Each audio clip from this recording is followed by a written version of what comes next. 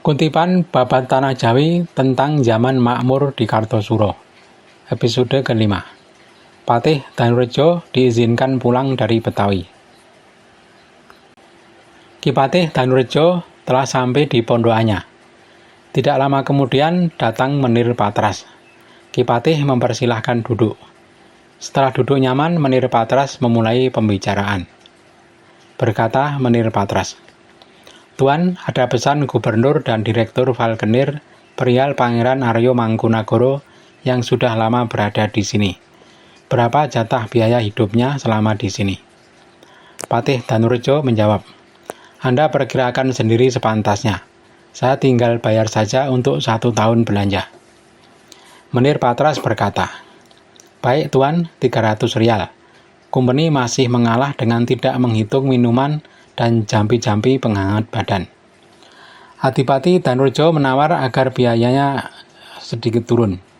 Berkata Ki Patih, "Pangeran Aryo itu lebih baik segera ditempatkan di seberang. Jangan lama-lama di Betawi. Saya dipesan Sang Raja, selain yang sudah tertulis dalam surat." Menir Patras berkata, "Jangan Anda salah langkah dengan mengatakan yang tidak tertera dalam surat. Anda akan mendapat cacat karena Gubernur Jenderal pun mengingatnya. Sungguh akan menimbulkan penilaian buruk kalau Anda sendiri yang ternyata membuat keretakan antara kerabat. Sempit berpikir Anda, seharusnya berterima kasih ada yang mengingatkan." Komisaris Menir Patras segera minta pamit. Demikian Ki Patih sudah lama berada di Jakarta. Oleh Gubernur Jenderal nasibnya digantung. Tidak disuruh pulang dan juga tidak pernah dipanggil. Ki Patih sangat sengsara di Betawi. Ki Patih dianggap bersalah oleh Kumpeni dalam perkara Pangeran Aryo Mangkunagoro.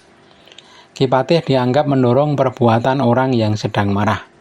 Andai saja kemarahan Sang Raja bisa diredakan, maka nasib Pangeran Aryo tak harus seperti ini. Namun Ki Patih ibarat menambah rumput kering dalam api yang sudah berkobar. Ki Patih tidak berusaha meredakan kemarahan Sang Raja, malah menyusun rencana menyingkirkan Pangeran Aryo. Ki Patih sangat menjaga Sang Raja sehingga abai memeriksa apakah seorang berdosa atau tidak. Ki Patih telah membuat seorang kerabat dibuang dan menanam bibit-bibit perpecahan. Sudah 1 tahun lebih 1 bulan Ki Patih berada di Betawi tanpa kejelasan. Tiba-tiba ada peristiwa yang membuat Ki Patih selamat. Gubernur Jenderal Matius Dehan meninggal dunia. Yang menggantikan jabatan Gubernur Jenderal adalah Direktur Ardian Falkenir. Ki Patih segera menghadap Gubernur Jenderal yang baru untuk mengucap selamat. Gubernur Jenderal segera mengirim utusan ke Kartosuro untuk memberitahukan kepada Sang Raja. Utusan segera berlayar ke Semarang dengan membawa berbagai macam hadiah. Setelah dari Semarang lalu melanjutkan perjalanan darat ke Kartosuro. Surat dari Gubernur Jenderal yang baru sudah diterima Sang Raja. Raja sangat kaget mengetahui Jenderal Matius Dehan telah meninggal dunia. Dalam surat juga dikatakan utusan Sang Raja yang berada di Betawi boleh pulang sesudah mendapat kiriman hadiah dari Sang Raja untuk Gubernur Jenderal. Sang Raja segera mengirim hadiah ke Betawi. Sementara itu di Betawi, Ki Patih kembali membicarakan nasib Pangeran Aryo Mangkunagoro.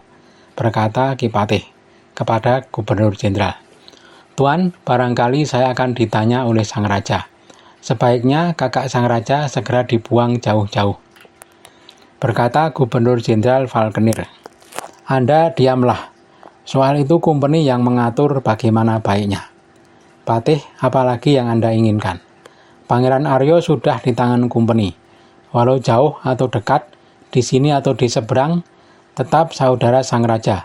Kumpeni sudah mengurungnya." Ki Patih pun terdiam. Gubernur Jenderal Falkenir berkata pelan, "Ini sudah datang surat dan hadiah dari Sang Raja. Anda pulang besok hari Sabtu. Berangkatlah dari sini." Ki Patih merasa lega hatinya. Setelah bersalaman, Ki Patih minta pamit. Sesampai di pondokan, rombongan diberitahu bahwa hari Sabtu akan pulang. Hadiah dari Gubernur Jenderal yang akan disampaikan kepada Sang Raja sudah diterima oleh Ki Patih. Hari Sabtu, Ki Patih dan rombongan berangkat naik kapal. Gamelan Ki Patih berbunyi seperti orang yang menang perang. Armada Ki Patih sudah mengangkat jangkar dan berlayar meninggalkan Betawi. Kapal Ki Patih mendapat angin kencang sehingga segera sampai di Semarang. Setelah istirahat selama 3 hari di Semarang, Ki Patih melanjutkan perjalanan ke Kartosuro. Selama di Semarang, Ki Patih mendapat penghormatan yang besar dari Tuan Kumendur. Ki Patih sudah sampai di Kartosuro dan segera menghadap sang raja. Ki Patih menyembah dan menyentuh kaki sang raja sambil menangis. Banyak yang diceritakan Ki Patih. Sang raja sangat suka mendengarnya. Surat dari Gubernur Jenderal segera dibuka, penuh dengan perkataan manis. Ki Patih sudah disuruh keluar. Komandan Kumbeni Kapten Upak sangat menghormati kepada Ki Patih. Tak lama Ki Patih pun pulang ke kediamannya. Hati kawula Kartosuro sudah nyaman. Ki Patih Danurjo kembali membangun kesejahteraan negeri yang selama ini ditinggalkan. Banyak tugas Ki Patih Danurjo yang tertunda akibat lama berada di Betawi. Ki Danurjo bergerak cepat. Yang utama dilakukan adalah menikahkan para saudara sang raja. Raden Ajeng Salamah alias Raden Ajeng Jembem dinikahkan dengan Raden Tumenggung Notowijoyo. Kedua pengantin sudah menjalani acara temu pengantin di rumah Ki Adipati Danurjo. Masih di bulan yang sama, Raden Ajeng Aminah diberikan kepada Aryo Pringgoloyo. Juga temu pengantin di rumah Ki Danurjo. Ki Patih juga melakukan perombaan jabatan Punggawa. Ki Tumenggung Nintinagoro diturunkan dari jabatan Gedong dan digantikan Ngabei Tirtowiguno. Setelah menjadi Tumenggung, Ngabei Tirtowiguno tetap memakai nama Tumenggung Tirtowiguno. Demang Urawan telah berpulang, tetapi anaknya si Sutowijoyo tidak menggantikannya sebagai Wadono. Ki Sutowijoyo hanya diangkat sebagai bupati luar seperti Nintinagoro.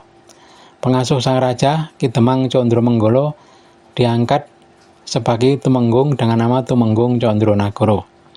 Seorang cucu Pangeran Aryo Mataram, anak dari Raden Suryo Taruno namanya Mas Suroto, diangkat sebagai Wadono dengan nama Aryo Mloyo Kusumo.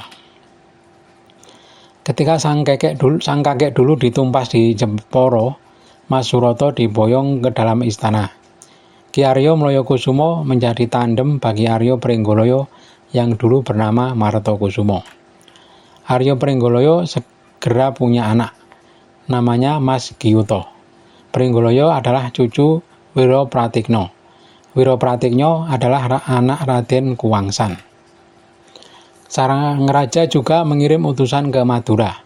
Perintah sang raja, saudara sang raja yang bernama Raden Ajeng Siti Sundari diberikan nama Ratu Maduretno. Pangeran Cakraningrat sangat bersuka cita karena istrinya kini menyandang gelar ratu. Pangeran Martosono namanya diganti menjadi Pangeran Aryo Diponagoro dan diangkat sebagai Wadono Santono Kiri. Adapun yang menjabat Wadono Santono Kanan adalah Pangeran Buminoto. Pangeran Mangkubumi ditambah tanah garapannya seluas 100 karya. Diambil dari milik Pangeran Aryo yang dirampas negara.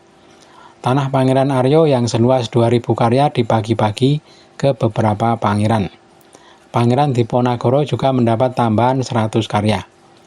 Kesejahteraan negeri Kartosuro sudah mulai tampak.